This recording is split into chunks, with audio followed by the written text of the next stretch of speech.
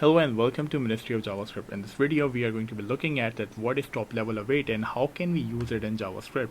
So basically, I do have a promise, and in this promise, what I am doing, I'm resolving this promise after 1500 milliseconds with a response, and that response is based on object with two properties named David and age. So let me come quickly over here and write console.log start, and after that, what I will do, I will write promise.then I will invoke that promise, and then console.log res and console.log end.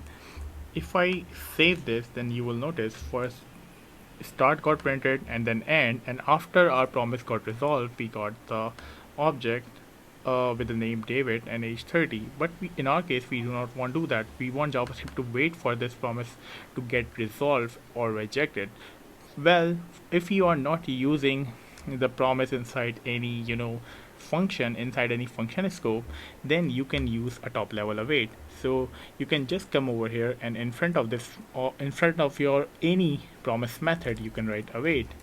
So if I save it, then you will notice that first I will get a start and then our object and then end. So basically, without using the await, so for when JavaScript will come to this part, come to this line, it will print it out start, and then after printing out start, it moved toward the next line. And when JavaScript saw that we do have a promise method, it invoked this promise method and then moved toward the next line. This is why we were getting a start and end and then our object.